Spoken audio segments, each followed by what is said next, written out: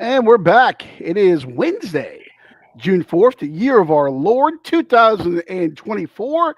No, we have not been canceled. We have not been sent to Guantanamo Bay or a Soviet gulag. And as far as I know, none of us have been deported. But you're locked into the Let's Not Do This podcast. You got the big O, Leon Oliver. And sitting to my far right this time, one Scotty Too Hottie. How are you, sir? Not too bad. I had 5 bets in a row. I was on little bit of a heater. And then today I was like, there's no way the Rockies are going to win 3 in a row. So I bet the Marlins winning streak over. Break up the Rockies, baby. The Colorado Rockies, hottest team in baseball. They got a sweep. Three in a row. We won 4 in a row. That's why I'm wearing this shirt. Might be the last time I can wear it. Hottest team in the National League. All right, break them up. They're on fire out there in Denver, okay? All they need to do is get away from home. That was in Miami, wasn't it? Yeah. Yeah, all we need to do is get away from home, get away from the stickiest of the icky there, and they can win some baseball games. But all right, you got the big O, Leon Oliver, sitting alongside Scotty Too Hottie. Chris is absent this evening. He may unfortunately harm this podcast with his presence later. He's getting his GED, right? Either that or he's I don't know about all right, I'm good now. You want to tell me what you My did? voice has been fine. Or do I want to know what you did? All day, and all of a sudden. Yeah, he's either getting his GED or he got lost going home again. Probably so. Oh. Like that night that he was blackout drunk and I had to take him home and he couldn't tell me how to get to his house. That's a common refrain for him. You know, they have silver moments, silver alerts when the seniors go missing or whatever. You know, it's like, oh, this guy, grandpa, he's 97. He's driving a great Nissan Altima, you know. Yeah, we just have an idiot alert for Chris. He not knowing how to make his way home. So Godspeed, Chris. Hopefully you wind up with your car at the bottom of the Grand Canyon. But that being said, we're here. We got a lot of things to get to. Coaching change in the Big Apple. The York Knicks making a move there. We got NBA Finals preview. I got some college baseball bets I'll toss out. We got the Belmont Stakes as well. Lots of good stuff. And, of course, Stanley Cup playoffs as well. Stanley Cup Final as we have Edmonton and Florida squaring off again. And make sure to like and subscribe and be a friend, tell a friend, leave a comment, engage in the show. We want to hear from you. Help us help you and help us grow. And we apologize for our absence a little bit the last couple of weeks. Schedules just didn't quite work out. Honestly, I was teaching a class on Western civilization at a community college. Yeah. Okay. Yeah. That explains a lot in today's society. Pretty much our level of education. But no, we apologize. We'll get back on the regular schedule, get back on our regular Thursday night swing there. Just a little, summer shenanigans going on here, but we'll get back, especially leading up to football season. We got some fun stuff in store for football coming up this year too. So, Scotty, you want to talk a little hockey? You want to talk a little bets here? Yeah, I don't know about I did bet the under tonight. Hold on. I probably couldn't. I'm setting the tone here for that. Let's do our bets. You asked me if I want to talk bets. Yeah, set it up.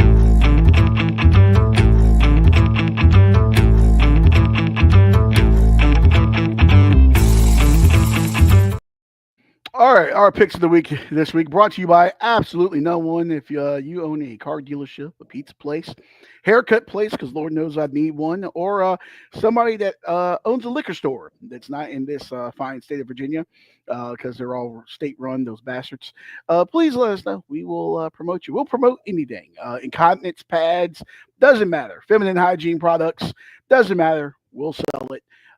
Help us help you. Send an email to info@letsnotdothispodcast.com. Scotty, in my cup this evening, there is no beer. I'm shedding my girlish figure for the summer, getting ready. So I am drinking ranch water, sir. I've gone through a lot of tequila. That's so much better. Yeah. So, hey, tequila's good for you. It's clear. It's got to be good, right? At least the Blanco is. But anyway, I digress. Let's go on Frozen Pond, talk a little hockey here. NHL Stanley Cup Finals. We got Florida and we got Edmonton squaring off a little rematch action here. And game one coming up this evening was at 8 o'clock, I believe. The line actually changed on this one. I saw, I think Florida was like plus 110. Looks like it's coming down a bit. Right now, Florida is even with Edmonton at a minus 120. I had not really looked too much at the puck line, see over under here. You were intimating you were leaning a little bit on the under this evening. Yeah, under was 6.5 or 6, depending on where you got it. So I got the under 6.5. I probably couldn't name you more than 5 or 6 players in the NHL off the top of my head. I just really started watching last week, but I have been making some money on it. Yeah, I'm going with the under. Connor McDavid's supposed to be the best player in the league, correct? Correct. So I think they win the series. He's got to get his first one, right? Got to get his first ring. These two teams played last year. Florida won. I was a little surprised to see Edmonton as a favorite. So usually, especially in sports that I don't really follow that much, if it's a surprising line, you usually take the surprising side. I mean, they're pretty much even. It's about as close as you can get without being a pick'em. But yeah, I like Edmonton to win the series and the under tonight. Nice. Okay. So, looking at this here, Edmonton obviously has got the weight of Canada on their shoulders, even though we think that in America, like, oh, all the other Canadian teams are going to root for them because they want the cup to finally go up north. I think the last Canadian winner was like Montreal in '93.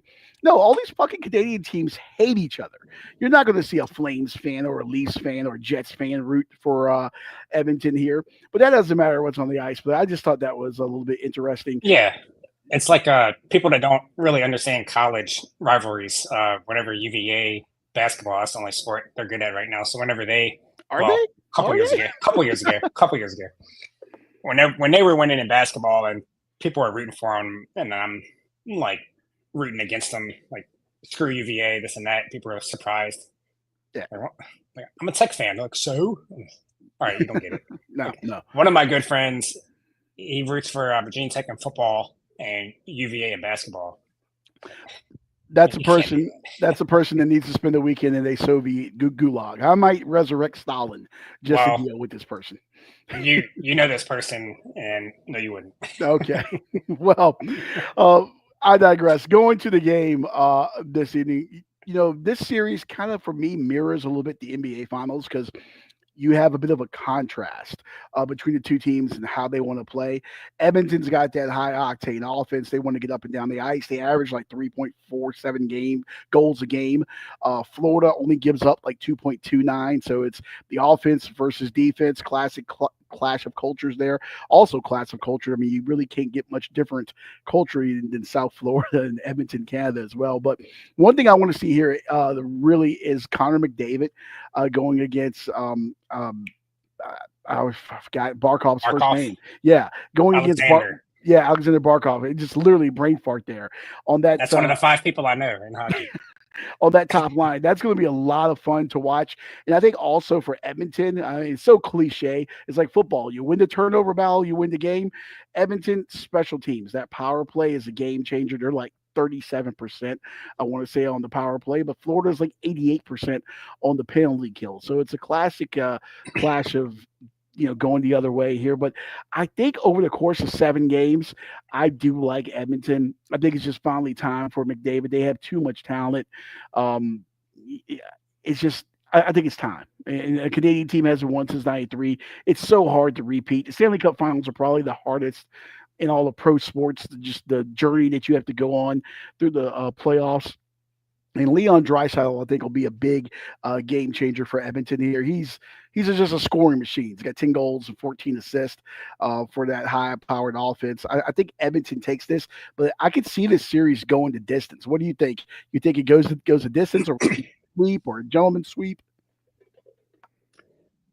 Yeah, last year it went 7, and that was with Florida won the first 3 games, and then Edmonton tied it up, and then Florida won Game 7. But yeah, I would say probably, if not 6, most likely 7. Edmonton at home takes it out. Okay. But yeah, I'm not the guy to listen to on hockey. But, well, I was just looking at last year.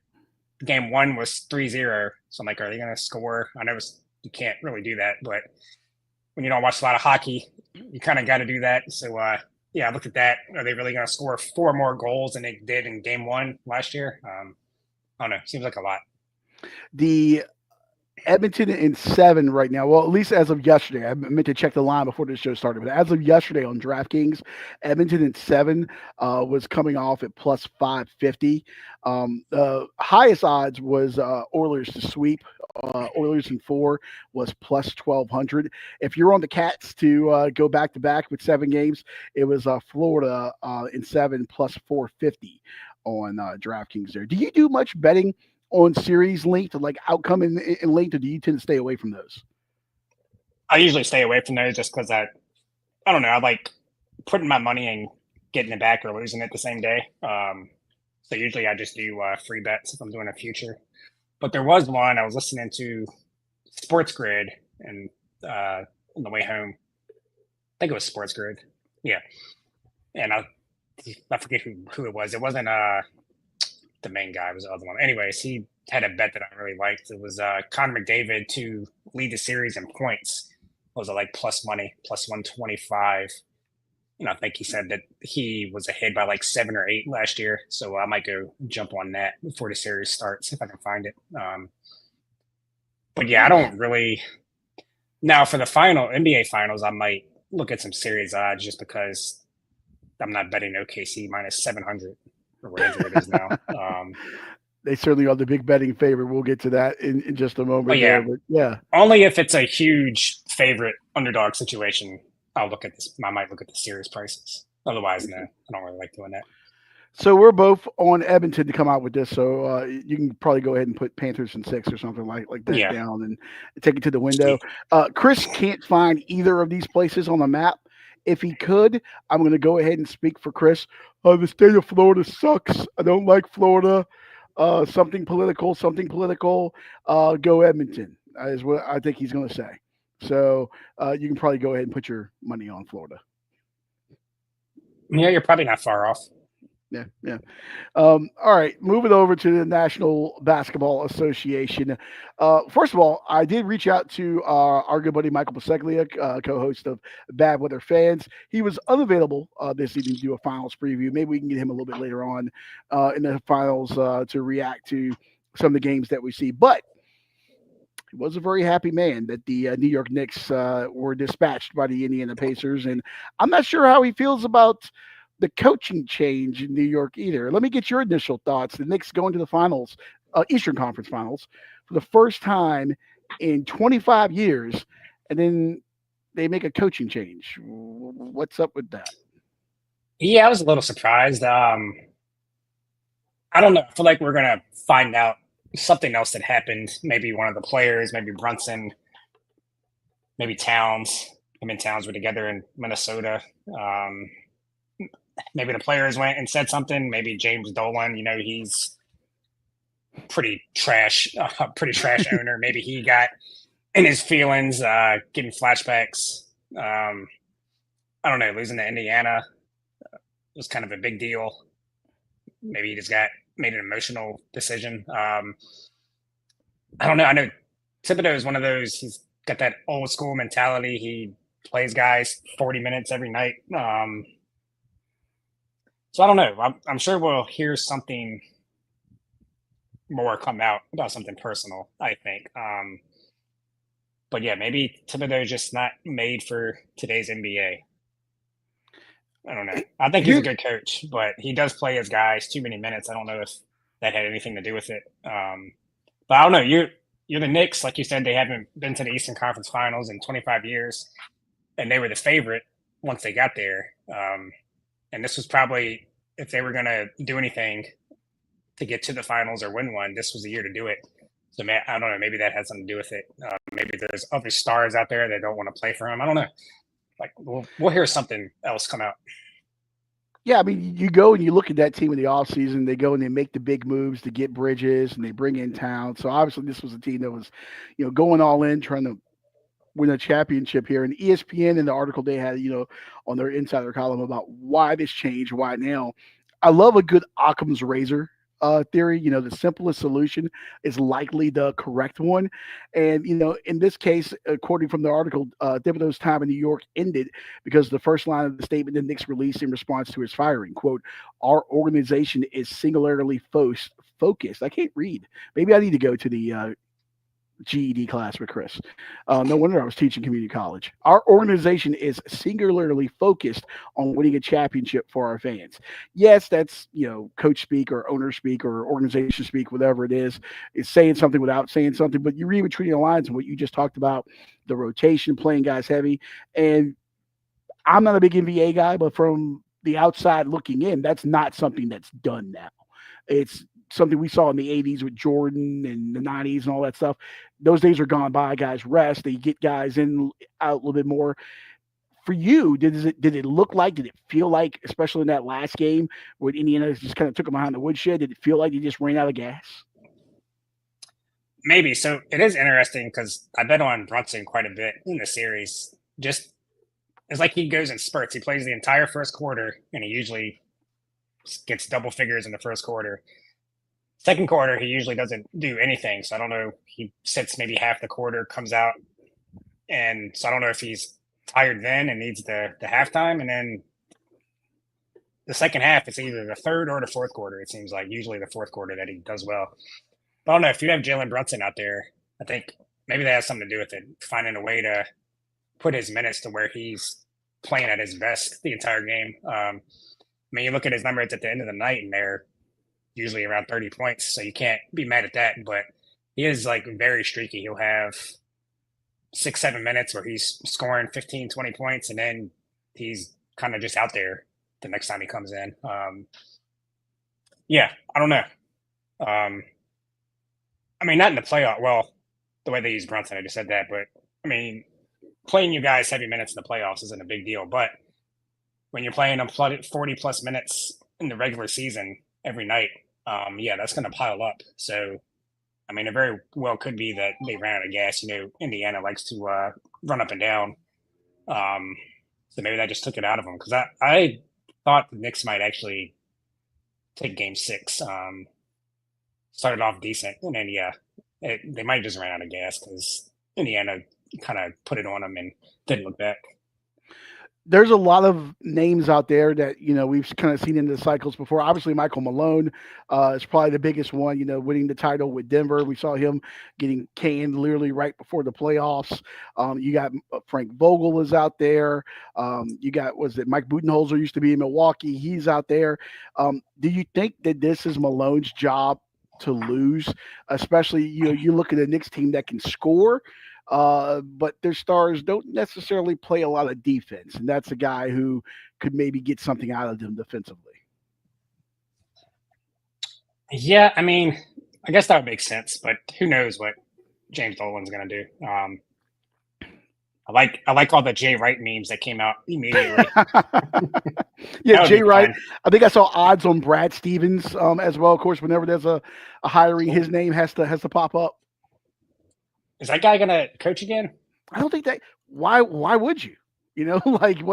He's got a great job. He's lined up for himself. He's good. He's comfortable. Why put yourself through that stress? Especially in the NBA where, literally you can get fired after taking a team to the fucking conference finals. You get fired. Yeah.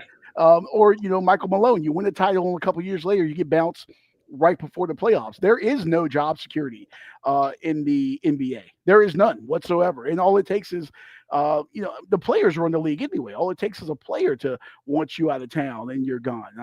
I wouldn't want to dip my toe in that water. Well, not a player, your star player, but yeah, you're right. Yeah. But yeah, once I didn't really hear because Brad Stevens said Indiana was his dream job, college. Once his name didn't even come up for that position, I was like, all right, maybe he's really done coaching, which is strange to me. But speaking of Indiana basketball, more allegations coming out against former team doctor. Yeah. Oof, that's a bad situation there. I feel bad for all parties. Not that it matters. Was it a male doctor or a female doctor? I didn't look into that, but either way, it's still bad. That cannot be good for recruiting. By the way, I'm just going to put that out there. No, all parties involved are gone, but still, you have that stigma. It's kind of like when Penn State went through their issues and stuff. Not to go down that road, but still, I'm all right, assuming it's so the same doctor for the football team too, right? I would imagine. I mean, well, big school like that, you got enough staff. It's not like it's at Drake or Yeah. something. So I don't know, but Don't want our boy Signetti to suffer because he looks like he might be turning that school into something. smoking that Signetti pack they are in Bloomington there. What's the name of that bar? Not that you would know, I don't think, but what's the name of that? Fuck. There's a bar that used to do 10-cent pitchers in Bloomington, Indiana. That's got to be a glorious place to go to college back in the day. Never been to Bloomington, Indiana, so I don't know. All right, moving on to the National Basketball Association. We got the finals starting up tomorrow. Game 1 between the Thunder and the Pacers. Still feels weird saying that. Scotty, I think all of us on the pre playoff picks that we put out on the bracket, I think all of us had the Pacers, not the Pacers, excuse me, the Thunder in the final. I don't think anyone had Indiana. I know you and I had Boston. I forget what we Chris all had Boston Thunder. Chris was the only one to pick the Thunder to win it all, but I did have a caveat saying if they both got to the finals, meaning the Celtics and the Thunder, that I would take the Thunder over them.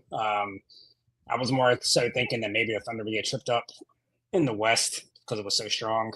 But yeah, we all had Celtics, Thunder. Chris, if the Thunder win, I guess he wins the bracket. But yeah, he was the only one that had the Thunder. Thunder, man, all year long have been phenomenal. 68 wins, franchise record there. I think they had the best point differential in the NBA at nearly like plus 13 points a game, nearly. Defense has actually been good too. And I did see this stat before we went on the air. They went 29-1 against the Eastern Conference, including a 2-0 record against the Pacers. Now, of course, that's regular season and stuff, yada, yada, yada. But still, it's very impressive. And then Indiana, I look at them like the little engine that could, right? They were the 4 seed. They started 10-15 and go 52-21 since the New Year's Day and just turn things around. And Haliburton, I think, is finally getting the respect he deserves. But I don't think anyone, when the season started, had Indiana here.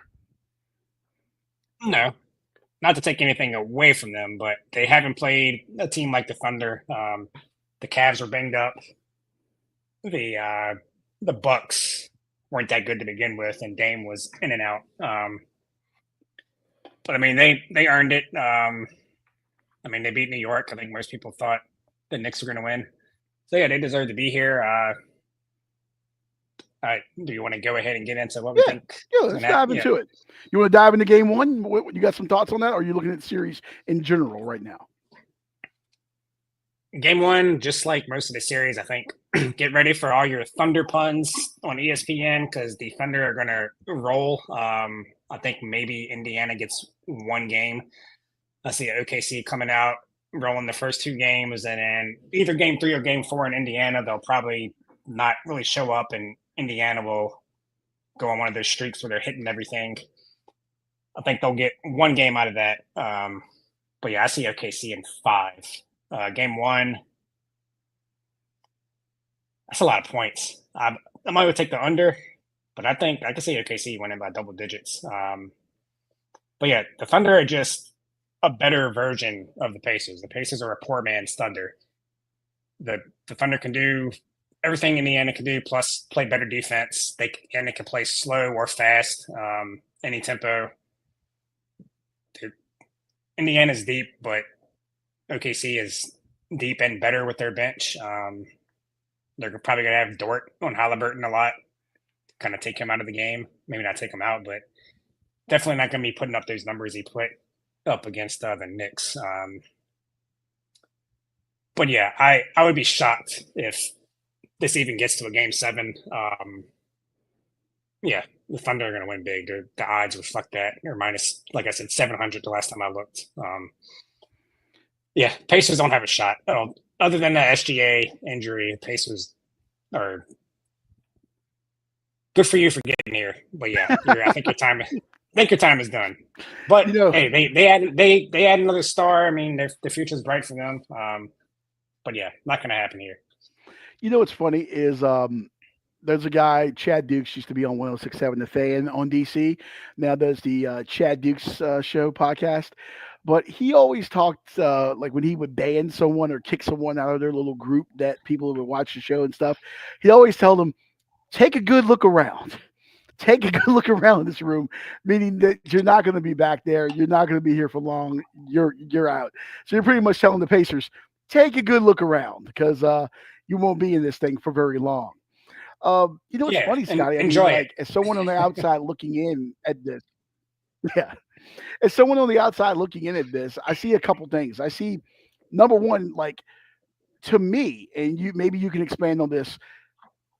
It looks like a culture shift in the NBA. I shouldn't even say culture, maybe like a star shift, or I don't know, a shift of the paradigm, I guess, because these older stars, that most of America, even people that don't watch the NBA, LeBron, KD, Steph Curry, all these guys, they're not there.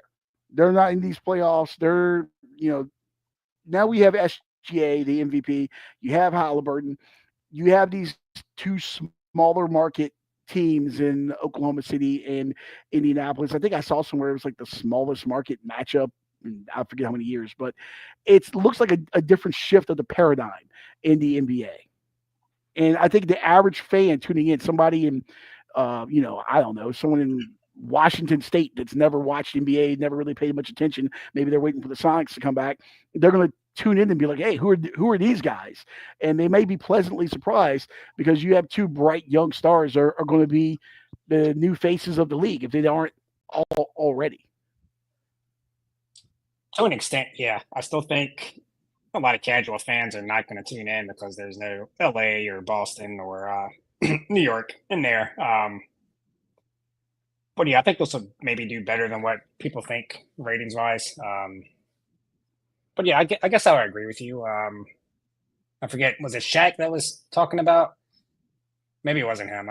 I heard somebody talking about how, like, with social media and all that, like, the market doesn't matter as much because your name's Yeah, going to get out there regardless.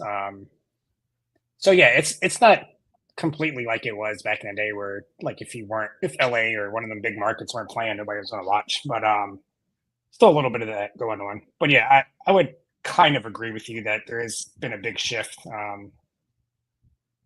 as far as that goes with smaller markets. yeah, it was Shaq talking about Giannis because obviously, one of the big discussions once this finals is over is where does Giannis go? Is he going? Your Orlando Magic have come up. Is he going to be a Laker? Is he going here or there? Everyone seems to be pushing him to like LA to like a bigger market or something. And Shaq's, pretty much said, as you said, it is in the 90s. It's different now. The exposure is different with social media and everything. You don't necessarily have to go to a big market. And yeah, I think a lot of people they may tune out some names because they don't necessarily know these guys. But at the same time, like they've been on TNT, they've been on the ESPN. It's not like in the 90s where you got that one game on NBC on a Saturday. It was always Bulls Knicks or Lakers Blazers or something like now you get everything. Everyone's got the NBA package or was it League Pass or everyone's got this or that. You see these guys and a lot of these younger kids, they don't even watch the games anyway. They just watch the highlights on YouTube or the condensed things or whatever. So it isn't like before. I remember when I was a kid seeing like, the Cleveland Cavaliers when I was a kid was like, oh my God, that's Cleveland. I never get to see them. I got to watch this game. Those days are gone now. So I don't know, maybe, but it will be interesting. You mentioned like take a good look around, like in Indiana, they're not going to be this for long. I feel like this is exactly what they want to hear. They're right in this. Well, they thrive as the underdog. They're 7-0 outright in the playoffs. Was it with plus 425 odds or worse? I saw earlier. This team just every time you count them out, they find a way. And you look at like, especially that win in New York with Haliburton in the shot, we've all seen it a million times. It just seems like every time you want to count them out, that's it. They come back. Gavin only watches highlights on TikTok unless he's at the house. Yeah, there you go. Also, Chris, who's not, I love that he's not here, but he's commenting. He's the guy that shows up to work on his day off, just hangs out. Pretty much. His son also watches highlights on TikTok because, Chris doesn't have a television. He takes him to Best Buy and he puts him in front of thanks for I breaking the told law, you, Chris. I told you he's still trying to figure out where he lives. Yeah. Chris takes his kid to Best Buy. He sits him in front of the television, and they get a bag of popcorn and they watch the Thunder for 30 minutes before the store manager kicks him out. He just rotates around the area Best Buys. Picking up Godspeed. free samples from the grocery store. Oh yeah, Or taking a bag of grapes, just walking around eating them. Faking Costco memberships and stuff to get in there and do all that. But I don't know. I'm actually kind of intrigued by this. For the purpose of this podcast, Scotty, I will actually consume this finals. It'll So, be the first NBA I've watched all season. I read, but I don't watch. so I will say both stadiums too. The fan bases, it feels like a college game. They're going to be loud. It's gonna be noticeable. You're gonna watch it like, oh, this is different. Like I haven't heard this from an NBA game in a while, especially in the finals. The first 3 games, anyways, until the Pacers are down 3-0. But Wow, Pacers will win 1 game. You're really maybe. putting the Pacers in the coffin already. They'll go crazy from 3 in 1 game and win 1, probably game 3 or 4. Like I said, Thunder take it, get back home, game 5, Thunder in 5. Thunder in 5, okay. I might actually bet that Thunder in 5. What are you looking at for MVP? Would it be SGA? Yeah, it's not going to beat anybody else. They have a lot of good but not great players. I don't see how anybody, even Chet, there's nobody else. Jalen Williams, if Indiana figures out some way to get the ball out of SGA's hands, maybe Jalen Williams, but yeah, it's got to be SGA. That's a good point. I'm glad you brought that up because obviously if he can exploit the Pacers trying to focus, and I wouldn't even say lock down because you can't lock him down. I would say just limit him, so to speak, with SGA. And then on the other side, if Indiana were to pull this thing off, I think you really have to see Siakam and his versatility against Oklahoma City's bigs, and that will determine whether each team gets consistent secondary scoring is how those two guys play in the series there. But yeah, this is going to be a star-laden thing, and it's probably going to be a lot of fun to watch. And you'll get to see a lot of the supporting cast that maybe guys don't know. I think they'll step up and play roles in this series, like Nemard and Neesmith and everything like that. Miles Turner, what he can do in the paint. It'll be an interesting series, but yeah, I like OKC. The gentleman's sweep is what I'm going to go with here. OKC in 5. Yep. So here first. All right, Pacers Oklahoma City. 6. Yeah, pretty much. Go ahead and take that to the bank there. Will we get a Pat McAfee on the microphone dropping a promo and cursing and going crazy, maybe taking off his shirt or something? Will we get that? What did he say to piss Ben Stiller off? I just saw headlines. I didn't see it either. I don't know. Ben Stiller, your movies suck because they do. I don't know. You can print that. He sucks. Ben Stiller sucks. Indian 7, Chris says. Oh, there we go. I don't think he doesn't believe that. He picked the Thunder before the playoffs started. Now he's going to Indy. Emotional hedge there from Christopher. Yeah, he's just doing his Skip Bayless thing. Yeah, his contrarian. Well, I hope he's not doing the full Skip Bayless thing because maybe that's why he's on the show. Yeah, pretty much. He was excused. All right, let's move on from the NBA. Wouldn't be his first suspension. So. No, not so much from the show. Let's get into a couple other picks here. I'm going to speed through these bad boys. A little college baseball, super regionals, starting this weekend. Yeah. So Chapel Hill Super Regional, you got Arizona taking on North Carolina, the 5th ranked Tar Heels, 5th seed Tar Heels, whatever you want to put it. I'm going to go ahead right now, Scotty, and say I'm going to go against my hatred of Carolina because I do hate them with the passion of 1,000 suns. Go ahead, and I'm taking Carolina here, and I actually think that they're going to just win both games, sweep Arizona, and advance to the College World Series. Look, Carolina came in. They were the ACC's 5 seed. They were dominant in the Chapel Hill Regional. Vance Honeycutt was phenomenal. Gavin Gallagher. They have a very power-laden offense for Carolina. That's a team that's hitting their mark at the right time. Boshemer Stadium is they get a good crowd there. They do come out. It's going to be packed. All that awful, god awful Carolina blue everywhere. Carolina's going to take this thing. I think they're going to beat Arizona. I'm hoping that this is the reverse jinx here, Scotty.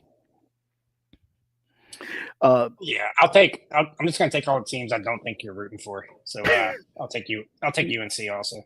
UNC. Moving on over to Louisville, to the Louisville regional there. We got two ACC teams, which, by the way, I just want to point out, see, Chris is not here for this. I know he loves SEC slander. SEC got what? I think it was 13 teams into the field. That was the one thing that I was going to say about college baseball was just like football. They get all these teams in the playoff, and then they all lose. Yeah. So SEC overrated and everything except for basketball. You get, what was it, 4 SEC teams into the Supers, 5 ACC teams, I believe it is. You got these 2 ACC teams scoring off there. Louisville, they just went through the national regional, taking out the number 1 overall seed Vanderbilt. Then they beat Wright State. They got a balanced offense. We saw Eddie King homer in the regional there. They're pitching with Carson Liggett is really good. He's got an ERA at like 3.45. Louisville beat East Tennessee State in that regional. They showcased their ability to kind of capitalize on their timely hitting. They're 35-21, I believe, at home this year. I like 35-21 overall, but they do have a good home field advantage there. I do like Louisville over Miami. I think this thing goes the distance in this series, though. So I would take the Cards here. Next up, as I speed through these, I'm taking Miami. I think you probably like Louisville more than Miami, so I'll take Miami. Nobody likes Louisville. It's like VCU with a football team. Do you like Miami? I like Miami. I like Miami baseball is a program that I look at over the last like 30 years, and consistently they should be better. They should have more national championships. Jim Morris, as long as he was there, did a phenomenal job, but they should be a lot better with the resources and the talent and the prestige of that program. Why they don't have more national titles hanging up is beyond me, but I digress. Speaking of which, the DJ Uyunglele was once here for a little bit bowl. Florida State taking on Oregon State here in Corvallis in the Corvallis Super Regional. Beavers, look, they're independent this year, which is so weird. He's seeing because he dominated the Pac-12 for so long, but that whole conference realignment shuffle. Anyway, they lost to St. Mary's in the opening game of their regional, and then they came back and scored 43 runs in the final 3 games there, including a 14-1 rout of USC. They got a freshman righty, Dax Whitney, is absolutely phenomenal. And then Wyatt Queen also anchors that rotation. Florida State's a really good team. I really like Jamie Arnold, the left-hander. He had 13 strikeouts in the regionals with a 2.98 ERA. But listen, Corvallis is a zoo to go up there and see a baseball game. I like Oregon State to win this thing in 3, and I think Oregon State's minus 150. They got a great home field advantage there. I'm going to take Oregon State to win this series. Florida State. There's a joke in there somewhere about independent Beavers. Ooh, that's a strip club joke in there somewhere, I'm sure. All right, this actually would be a really interesting football game. Coastal Carolina and Auburn in the Auburn Regional. I think maybe not this year. Coastal's lost a lot of guys and stuff. Maybe a couple years ago, maybe Coastal could have knocked off Auburn in football. That's interesting. I literally just thought about that as I was pulling up this game here. I started playing college football 25 a couple days ago again. And I just started a dynasty with Coastal Carolina. That's my pick. There we go. Go Chanticleers. One thing to keep an eye on, Coastal Carolina's manager, whose name slips me right now at the moment, maybe could be in contention for that Virginia opening. So it's just something to keep an eye on there. Is he locked in? Is he ready there? Chanticleers just absolutely rolled through the Conway Regional there with a 48 and 11 run differential there in the balance attack. They are, 48-11 record. I can't read my own writing. In the balance attack, they rolled through the Conway Regional as well. Auburn, we saw them beat the hell out of NC State 11-1 in that championship game. I like Coastal here, though. They're plus 180 in this. I think consistently, I think their pitching is a little bit better. Auburn does have some power, but I do like Coastal. And I think this is another one that will go the full 3 games. like in all the Carolina schools. Yeah, pretty much here. The Durham regional here, we got super regional. We got Murray State and Duke. Murray State, the Cinderella. If you're not a college baseball fan and you're just tuning in casually this weekend, this is probably the team that you want to root for here. They stunned Ole Miss. They beat them 12-11 in Oxford. They scored 42 runs across their 4 regional games in the Oxford Regional. Carson Garner was an absolute stud. He is relentless. They got really good pitching as well. This is their first ever super regional. Duke knocked off the Georgia, who was the 7th seed in Athens. They picked up a 12-5 win over Oklahoma State there along the way. Jonathan Santucci, he's got a 3.10 ERA. AJ Garcia's gone deep 14 times this year. Duke is very balanced. They're 40-19, and they got a lot of pitching depth. I like Duke in this. I think the pumpkin. What happened in Cinderella? The pumpkin came up or something. What happened there? I forget the fairy tale. Didn't their carriage turn into a pumpkin? That's going to happen to Murray State. It was fun, but it's all over. Duke Is that in Cinderella? I thought she just turned back into like a regular girl or something. But there is a saying. There is a saying about turning into a pumpkin. Yeah, maybe that did come from Cinderella. Maybe I don't know. I don't know little girls' children's stories, but yeah, Duke is going to beat the hell out of Murray State. He would know. Well, he's going through that in his GED class right now. Actually, they just finished Cat in the Hat. So, yeah. Next Murray up, State. Murray State. Next up, the Baton Rouge Regional. Listen, I don't got to spend a lot of time on this one. It's Alex Box Stadium. It's LSU. They're at home. You got drunk Cajuns everywhere. They survived the scare from Little Rock. Little Rock was up like 6-1, I think it was, in that deciding game before LSU came back and won 10-6. They're very, very, very good, especially at home. They have clutch hitting. LSU's fan base, their pitching depth, everything. West Virginia's pretty balanced, but LSU does have an inconsistent bullpen. Maybe if West Virginia can hang around, getting to the back end of it, LSU is going to win this thing. I think they will come out with one win, but they're going to win this thing. Carriage turned into a pumpkin at midnight when the spell wore off. There we go. He's learning. Next up here, Fayetteville Regional. This might be the most fun one right here. You got the Omahogs, as they like to call them, taking on Tennessee here. I really don't have a lot on this one. I'm so torn on this matchup. Tennessee obviously trying to repeat as a national championship here. They have a great high-powered offense there. Listen to Arkansas though. They went 32-4 at home at Bourne Walker Stadium there. That is daunting. That is big. Tennessee's got a lot of power pitching. Doyle's got 100 Ks and 85 innings pitched for Tennessee. This is going to be a lot of fun. A lot of really high top prospects in this, and a great coaching matchup with Tony Vitello against Dave Van Horn. Arkansas is dominant at home. They got a little bit on the pitching edge. Tennessee's been here before. They won the national championship last year. It's kind of a toss-up. Yesterday, looking at the betting line, the series was Arkansas minus 250, Tennessee plus 200. You give me Tennessee with plus money, I'm going to take them almost 9 times out of 10. I think Tennessee goes into Fayetteville and stuns the Hogs. Give me the Vols in 3 games. I've taken a bunch of underdogs, so I'll take Arkansas. Boom. Why not? And then finishing up, we got the other Cinderella here. Meet. Here come the Roadrunners of UTSA heading out to the Los Angeles Regional to take on UCLA. UTSA,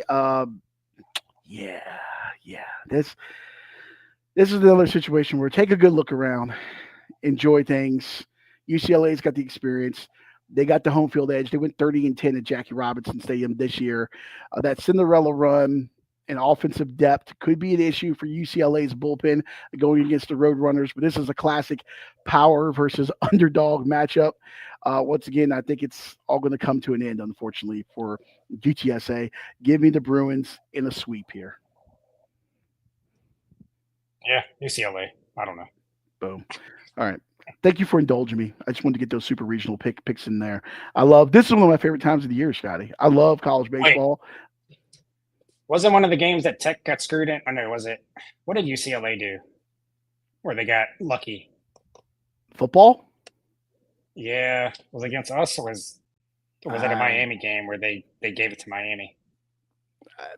I feel I think every Virginia Tech loss I'll that pick for these teams. UCLA. Yeah. All right. Lastly, here, horse racing. We got the Belmont Stakes coming up on Saturday here. Want to get into that, and for that, we got to bet the ponies.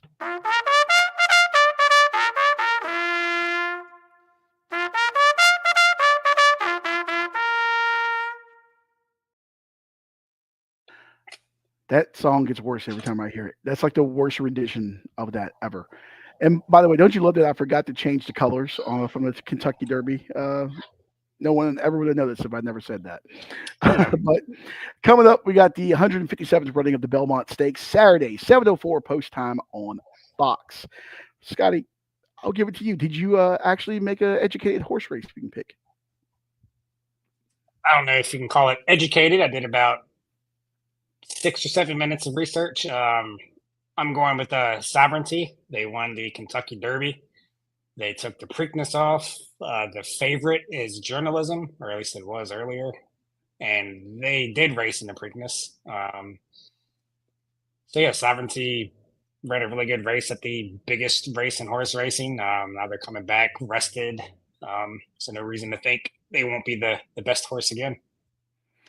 I'm going to give you two here. I'm going to give you a long shot, and I'm going to give you my favorite. For my long shot here, coming out of the 5 post, I'm going Crudo. Todd Pletcher, always a big fan of him, and John Velasquez with this ride. Listen, this is a horse that likes to get out in front. He's coming off right now at 15-1.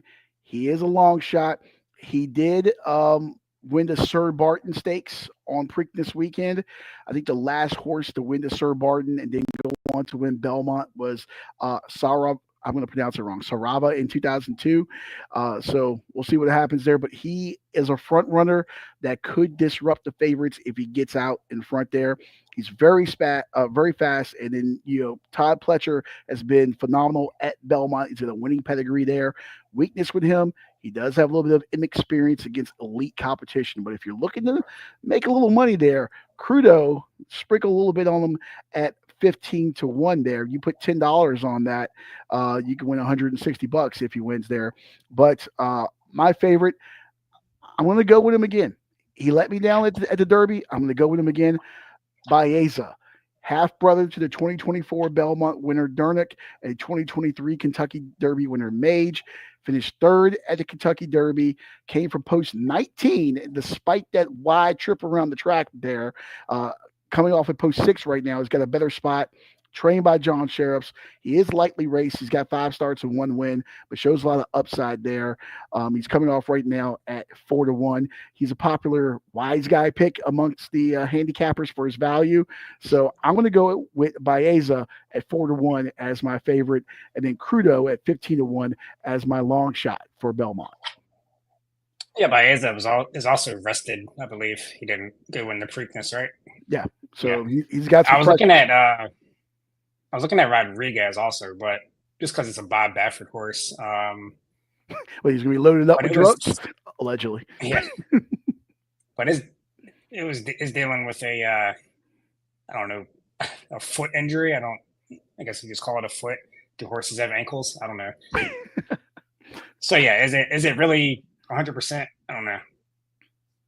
Yeah, that could be interesting. That's the thing. The horse really can't tell you if it's hurting or not. So No. Yeah, we'll see there what happens. Hey, I mean, the horse did win the Wood Memorial, which is was it a mile and an eighth, which I believe is the same distance as this track here. And he was second in the Robert B. Lewis and third in the San Felipe. So he's been training steadily since the Derby scratch with Bob Baffert, and they're kind of optimism about him. I think he's coming off Rodriguez at like 6-1, so he's got some value there as a front runner in a field that doesn't really have a lot of like speed horses.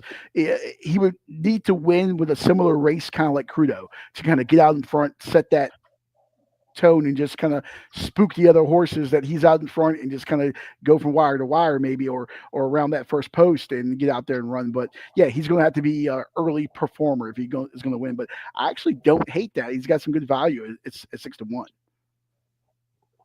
Yeah, who knows where that's going to go.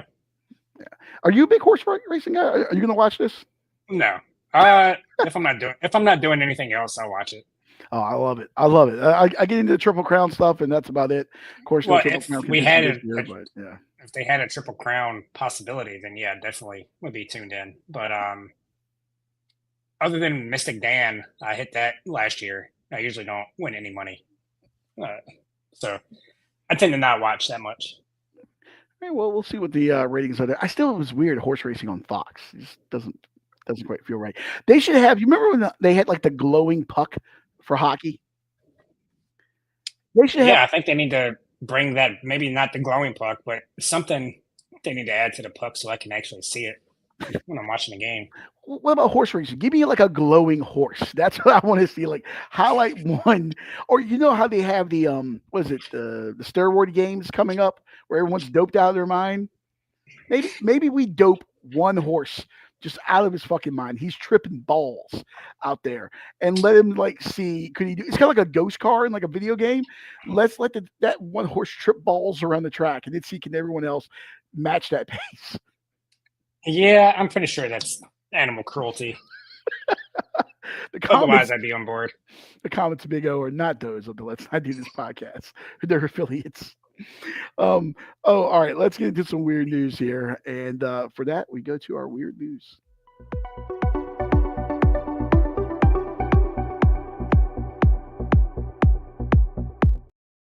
Club banger. Number 5 right now on the charts in Croatia.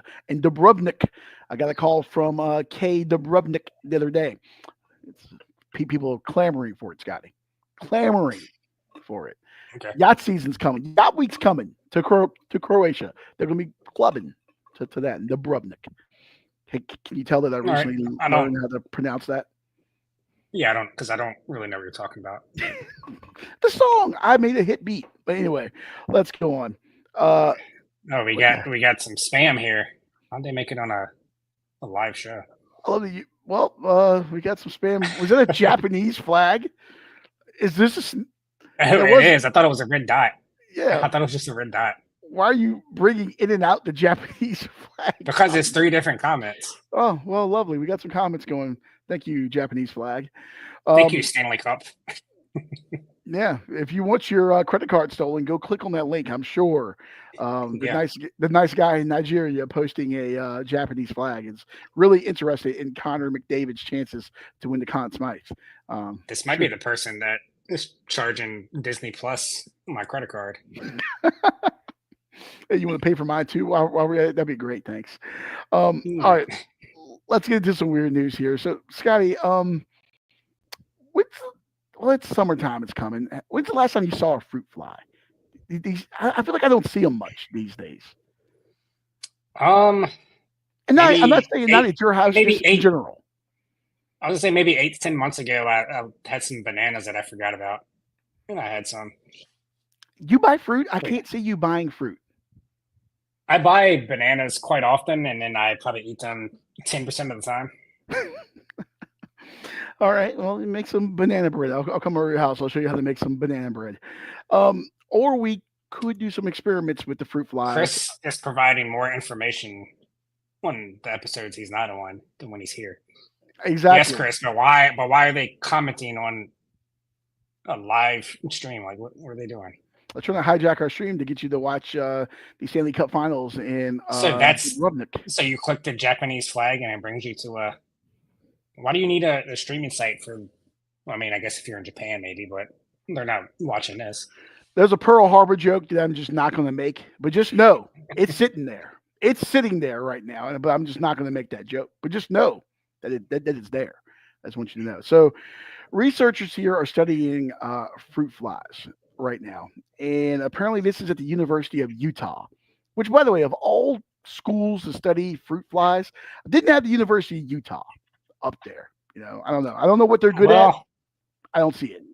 When there's certain things you can't do, you got a lot of free time on your hands. That's very true.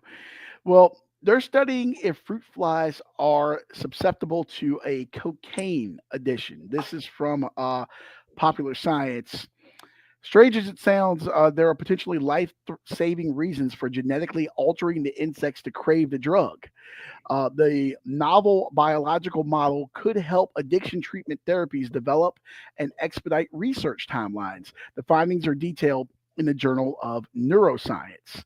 So apparently, humans, Scotty, we have a lot in common with fruit flies. We share about 70 to 75% of the same genes responsible for various diseases, according to this. And so they're looking into the biological roots of addictions like cocaine abuse. So they're trying to see, I guess, if they can get these drugs tripping balls on the Colombian Bam Bam, and then hopefully they can figure out a way to treat humans for this. I want to know who sat around one day with a bag of Coke on the table and thought, you know what?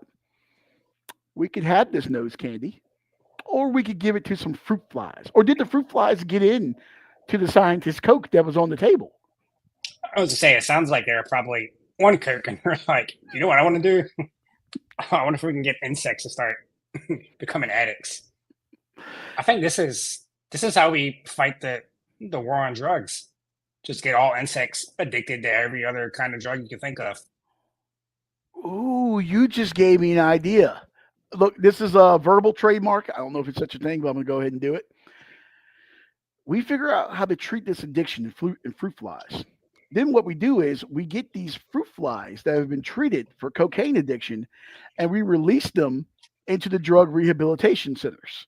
So that way they just bite the shit out of everyone that's hooked on Coke, and maybe they pass the antibodies on. Now no one's hooked on Coke.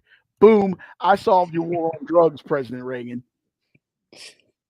Just get regular flies addicted to meth, because people on meth probably leave their doors open and just have flies in their house anyways.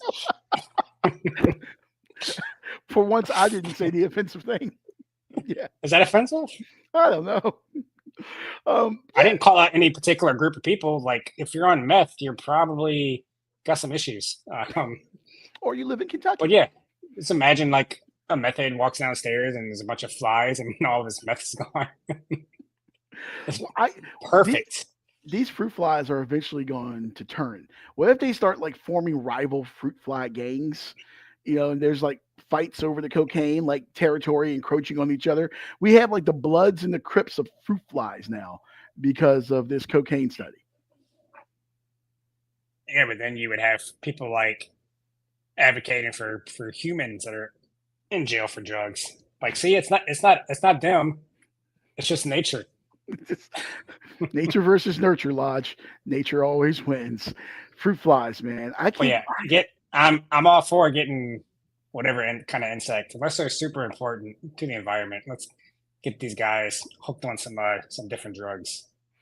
Apparently, what they did was the cocaine activates the fruit fly's bitter tasting taste receptors. Then they switched off those receptors. Once deactivated, there was a little time to stop the flies from developing a cocaine habit. Then those modified flies were subsequently introduced to sugar water infused with a low concentration of cocaine. So they're giving these fruit flies sugar water with cocaine. Within 16 hours, the insects indicated a preference for the drug-laced drink. No shit, you're giving them cocaine water. Give mosquitoes weed so they're too lazy to bite us. I say leave the weed alone. Good for everything else. Listen, people light, candles and all sorts of things like that to keep like bugs away outside.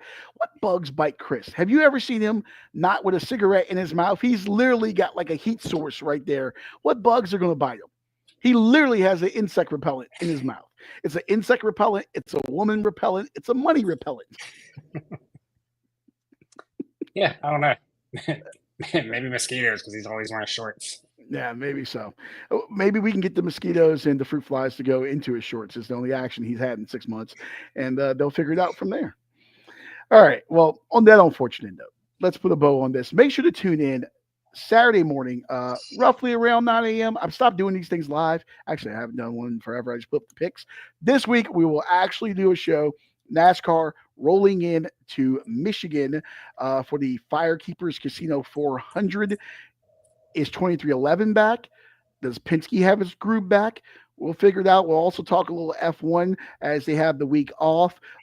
Who's going to drive for Lance Stoll in a couple of weeks? Will he be able to? I don't know. We've been really good, Scotty. Have you been following my F1 picks and my NASCAR picks? A little bit, yeah. Have you made Been some money? good. Have you made some money? I have not bet them. You Just because I haven't watched them. sanctimonious. I could have made you money. I was wondering why you haven't offered to buy me a beer with all the money that I've made you. If I follow you, they're going to lose. So you're welcome. No, well, there we go. So if I follow picks or I make my picks public, they don't do so hot. But when I just make my picks in secret, I make a lot of money. Well, we'll see. It's going to change this football season.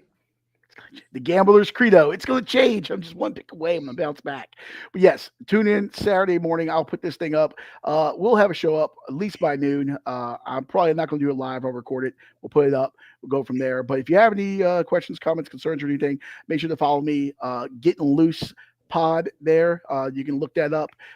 Getting Loose with Leon. We'll go into some motorsports picks, get into all that. It's a lot of fun. So make sure to check that out. And we'll see you guys right back here on this same channel next Thursday as we'll discuss NBA playoffs, where we are at that point in the finals, and maybe it's over. Maybe Oklahoma City's just dusted the whole thing, and I'll be happy because there's no more basketball. We'll see. Until next time, Chris, get your GED. Japan, please stop stealing our listeners' credit card information, and keep your stick on the ice.